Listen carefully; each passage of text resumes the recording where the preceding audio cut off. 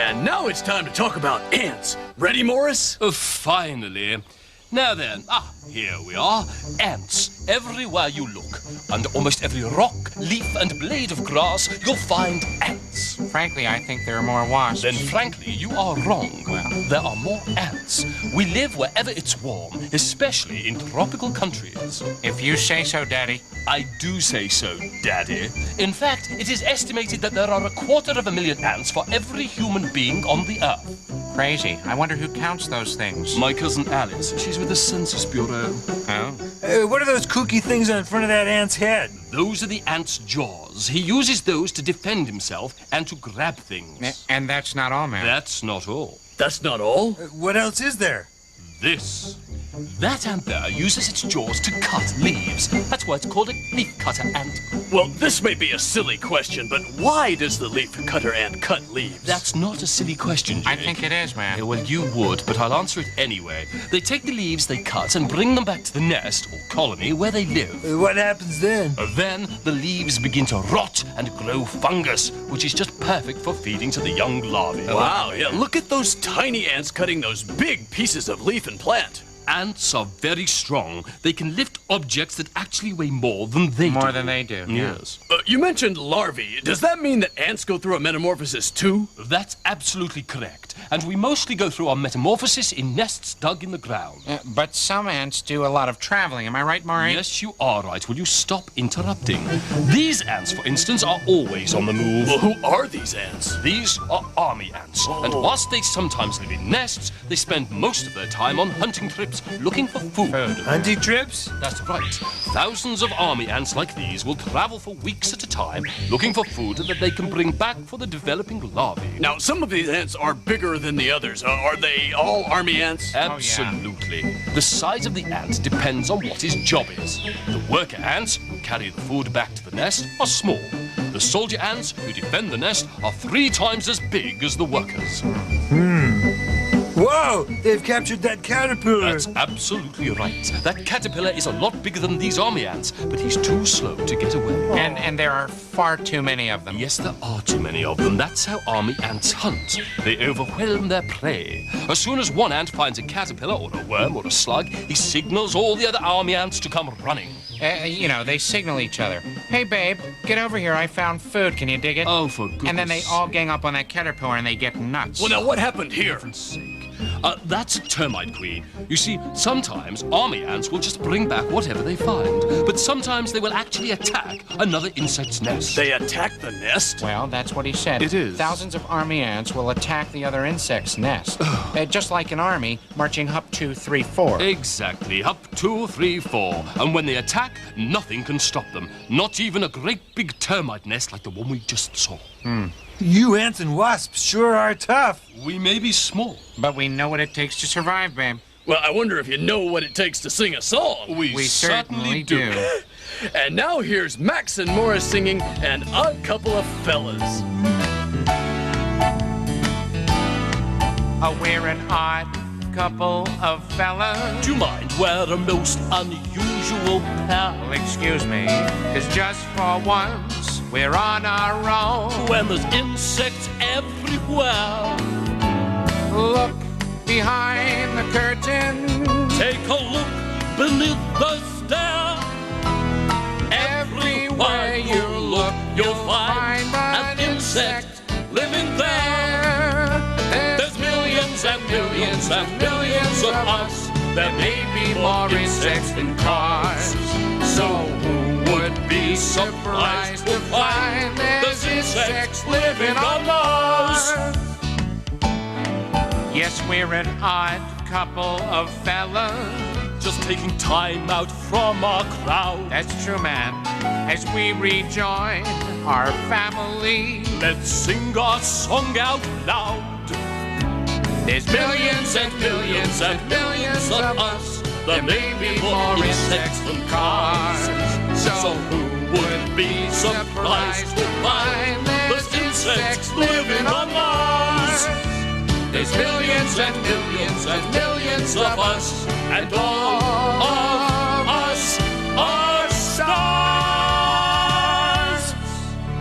It's crazy. And now it's time for... Animal Awards!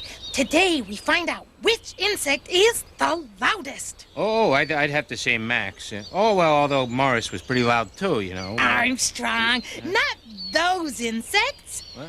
These insects. Is the loudest insect the cicada? Ooh. Or the grasshopper. Or the cricket? And the winner is... The cicada! The cicada's song, which can be heard more than 450 yards away, is designed to attract a mate. Attract a mate? Why didn't you say so? I gotta get me a cicada. The winner of today's Animal Award. I never interrupt you, do I, Jake? Well, sometimes you I sort didn't think so. of... Are you ready A for... story? Yes. Sure. Oh, good. Go ahead. Once upon a time, there was a pond. And in this beautiful pond, there was a beautiful larva named Wriggler. Now, Wriggler was a very small larva. Until one day, something happened. He stopped wriggling so much and started to grow. And as he grew, he changed. He was turning from a larva into something else. And what was that something else? Good question. Wriggler couldn't wait to find out himself. So he grew and he changed and he changed and he grew. And one day, he didn't want to be in the water anymore. So he pulled himself up and out of his underwater skin. And before he knew it, he was a real, live, grown-up mosquito. So Wriggler changed his name to Mozzie and lived happily ever after. The end. Changing from a larva to a mosquito is almost as cool as my Aunt Sniffy's motorcycle stunt show. Stinky, do you really want your Aunt Sniffy to do her motorcycle stunt on the show? Oh, yes, Jake, please, please, Jake, all please, right, then it's please, okay with please. me. Jake, I knew you'd give in. Getting big, oh yeah. Hey, Excuse me. And now it's habitat time. if you say so. But listen, can we go somewhere where there aren't any insects, huh? Well, okay, Armstrongy Wongy. We can try. Okay, great. Whoa, what are we going to outer space? No, Armstrong. I just wanted to show you this big, beautiful planet of ours. Because I hate to tell you this, but I'm gonna get wet. no matter where you go, there are always, Ladybug. or any kind of insect. Insects have adapted to all the different kinds of habitats on Earth. See, there's a bee. Where? Bees are found wherever there are flowering plants. Grasshoppers live wherever there is vegetation for them to eat. Well, it doesn't look like there's much for him to eat there. Ew, now where are we? In a meadow, Armstrong. Wait, don't tell me there's a spider. A spider isn't really an insect. Insects have 6 legs, spiders have 8. Spiders eat insects. Well, it's not gonna eat that thing. What is it? A katydid. Katie did what?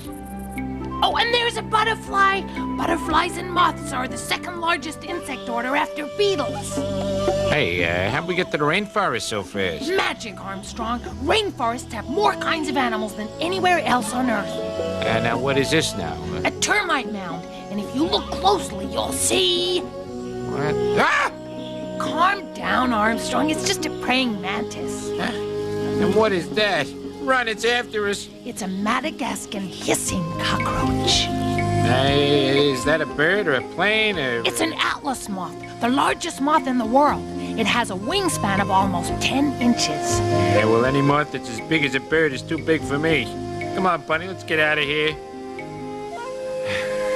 Well, I guess there's no escaping insects, huh? That's right. Insects make the world go round. Yeah, for habitat time, it's Armstrong the Chicken Hawk. And Bunny Bear, just back from everywhere. Yeah. Over to you, Rhonda. Go, babe. Once again, I'm Rhonda Rat, rodent reporter, getting you answers to today's tough questions. Let's see if this animal has the answer. Ma'am, Yes. you have marvelous ears. Why, thank you. They're attached to my head, you know. I'm happy for you. Maybe your ears can help you tell us which of the following insects makes this noise. The katydid, the cicada, the housefly, or the harlequin beetle? Your answer?